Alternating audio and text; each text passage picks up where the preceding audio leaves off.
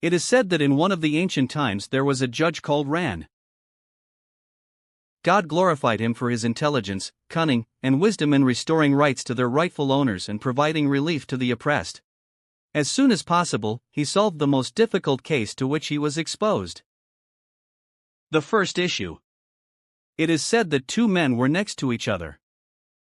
One of them was good and the other was cunning. But the good neighbor is a traitor to his neighbor, and he does not know that his neighbor has a cunning and deceitful attitude. One day, the poor neighbor stumbled and was distressed and could not find him in his house suffering from hunger. So he went to his good business to ask for a loan, but he did not find anything. But the neighbor's wife told him that he had gone to work since the morning and had not returned yet. The poor man who was unable to go to his neighbor at his workplace. Between his neighbor's place, he was on a road when he was returning from work. So he stopped him, told him that he was in difficulty, and asked him to lend him the dirham. A good neighbor did not hesitate to lend his neighbor a good loan. There was a palm tree close to the tree, so the good neighbor said to his neighbor, "Tomorrow, God willing, I will arrange for all the dirhams and I will present the priests of Jinan with this palm tree." When he arrived at the place, he found his neighbor waiting for him near the palm tree, as he had promised him. The good neighbor had collected the dirham and then gave it to the neighbor as he promised. The neighbor said to his neighbor, "I will return the money to you 3 months from now." The neighbor, Tayyab, agreed to this without taking from his neighbor any document proving this. 3 months later, the good neighbor went to his neighbor to retrieve the 1,000 dirhams. He denied the neighbor's money for the dirhams that he had taken from his neighbor. The good neighbor was sad to hear from his poor neighbor and said to himself, "We have reached a time in which good is returned with evil and good is returned with evil." But the good neighbor had heard about Judge Zahran and the strength of his intelligence and cunning in capsule and returned the rights to their owners. So he went to him to complain to his neighbor. And when he stood in front of him and told him what he had spoken to his neighbor, Judge Zahran asked one of the guards to bring that neighbor to him. When the neighbor came to him, Judge Zahran looked at him and said to him, "Your neighbor claims that he is your dirham, so whatever your neighbor claims is true." The neighbor to him denied what he heard from the judge and said, "Mr. Judge, didn't he take something from my neighbor, and it was not possible for us to drip from his negligence before that? He was only claiming a lie and slander." Then Judge Zahran looked at the good neighbor and said to him, "Is this evidence that your neighbor has taken the dirham from you?" "Or a document proving that," said the good neighbor. "No, Your Honor, but when I gave him the money, I was punching him. It did not occur to me at the time that my neighbor would enforce my rights." Judge Zahran listened to the good neighbor's words and thought a little, then looked at him and said to him, "If you are truthful in what you say and you have given your neighbor the dirham, so you sold me a handful of dirt from the place where you gave your money." Being a good neighbor was one of the judge's requests, but he did what he asked. He quickly went to get a handful of dirt from the place where his neighbor had lent him the dirham. Once upon a time, the good neighbor did not return, so the judge started looking at the poor neighbor. Suddenly he asked him and said, "Your neighbor was very late. Do you know why he was late?" "He did not return until now," and without thinking, the neighbor replied saying something. "That place my neighbor went to is a long way from here." Then the judge laughed and said, "Now prove to your neighbor the truthfulness of the preacher and that he has loaned you the dirham." The poor neighbor was terrified and then said, "How can that be, Mr. Judge?" The judge said that if your neighbor had been close and had not picked anything as you say, you would not have known where your neighbor went. Let a handful of mantras descend from it, for that place is the same place where you took money from your neighbor. Thus, Judge Zahran was able to prove the humiliation of the good neighbor and ordered the poor neighbor to be imprisoned until he returned the money he took from his neighbor. The second case tells the story of an old man who rode a donkey and carried a bag of flour to his house. When he reached the market for a share of flour, and that bag was heavy, one of the strong men helped him and lifted the bag of flour from the ground and placed it on the donkey's back.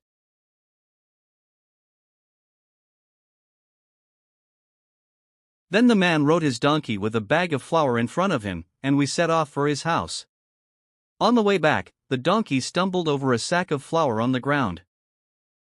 The old man could not carry the bag of flour and load it on the donkey's back again.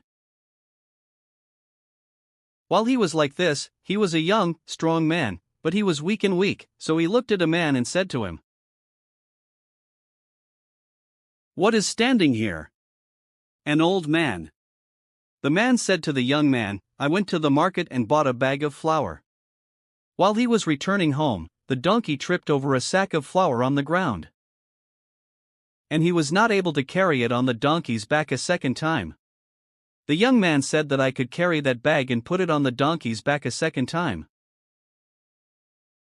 "But what will you give in return?" The old man said, "Nothing." So the young man carried the bag of flour and placed it on the donkey's back.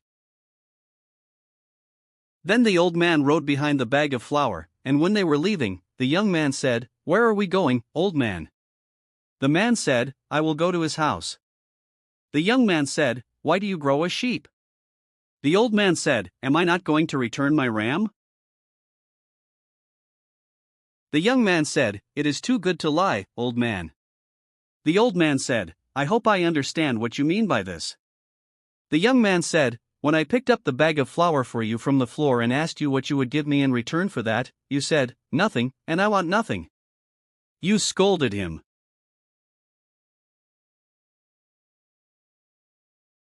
The old man was amazed at the young man's words and wanted to explain to the young man. He said, "When you asked me about the return, I had nothing to give you, so I told you nothing." The young man said, "I have nothing to do with that, and you must give me nothing," to which I reprimanded him. The man stood perplexed in his matter and said to the young man, "Well, how can I give you the thing that I promised?" The young man said, "I have.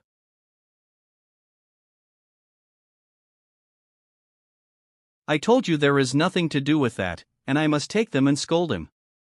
The old man had no choice but to go to Judge Zahran so that he could look into this matter and rid him of that young man.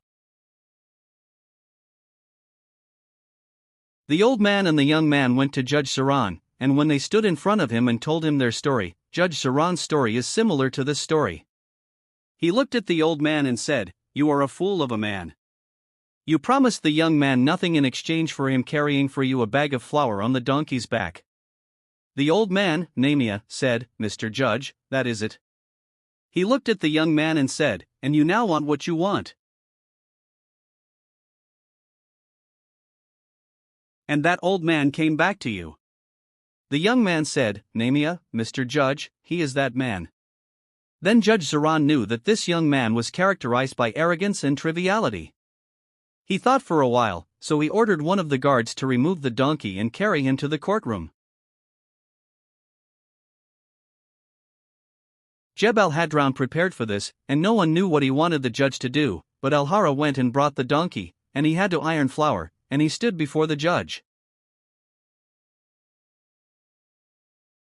Then the judge looked at the young man with determination and said to him, "Young man, if you want to take what the old man brought to you, then take the exact iron off the donkey's back and place it on the ground."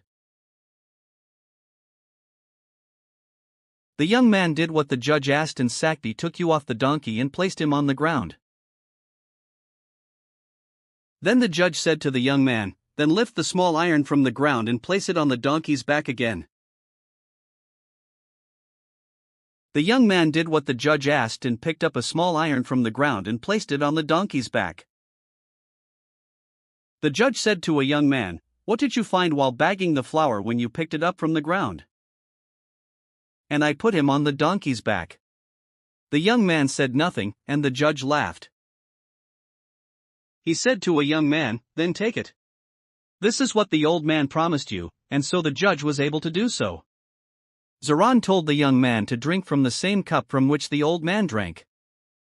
Housing the third case, it is said that a man had 3 children, and all 3 were. Children must bear the same name, and before their child dies, he wrote a will in which he said, "Like Dunyarth, like Dunyarth, like Dunyarth, like Dunyarth," and when the sons read and this will, they were surprised by what was written in it and looked at each other in confusion without realizing it. What did their father mean by this commandment? The brothers kept wondering who Zahran was. He who does not inherit has 3 brothers who bear the same name, but he is his teacher and their father. He wanted to deprive one of them of the inheritance, but the brothers did not find a solution except to go to Judge Zahran. Until their matter was looked into, and when they stood before the judge and told him their story. The judge said, "Do you have this will?" The brothers said, "Nehemiah, Mr. Judge." Then they took out the will and gave it to me. When Judge Zahran read that will, Jabba thought to himself, what did their father mean by this commandment? So Fakir took her for a while until he complained that one of the brothers was insulting her. He was arrogant, but he wanted to prove it conclusively, and after deep thought, the judge asked. The guard had to take the 3 brothers out of the hall and then take them in one by one. The guard did what the judge ordered, and after a few verses, one group of brothers entered the hall and another followed. When Zud entered the courtroom, Judge Yazid told him, "The judiciary has thought about it a lot. In this case, we did not find a solution except to dig your father out of a grave until we match. With his fingerprints, perhaps this will was forged. Did he agree to that?" Zud said. With anger, the judge did not want me to agree to this matter at all or obey. If they see me, my helper will be disgraced after his death, whatever the cost, even if I don't want to. Something of this inheritance, and I will give up the right to this inheritance to my brothers, so he said. The judge told him to go out now and let us wait outside the hall. Then the judge ordered him to enter. Zaid too entered the hall, and when Zaid too entered, the judge looked.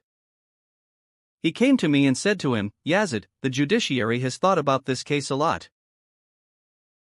We did not find a solution except to dig your father out of a grave so that we could match his fingerprints, perhaps. This will was forged. Was he approved of that?" Zaid too did not agree.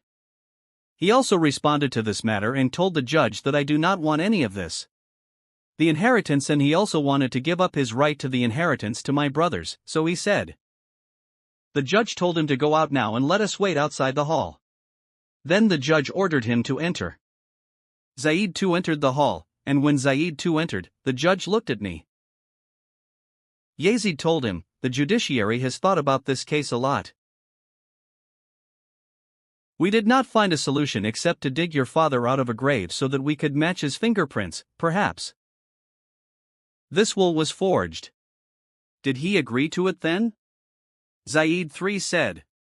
"If you have to come out of his grave, there is no problem. And the living is better than the dead, according to the permission of Ali Malaki, Zaid, this is what is meant. In the will, he was not one of that man's sons, even if he was Zaid. His son when he agreed to take his father out of his grave because of the money and so on."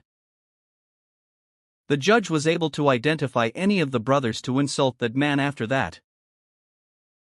Judge Zahran was famous for his strong intelligence and charm among the judges of his time. Everyone knew that a judge who possesses intelligence is the first to rule.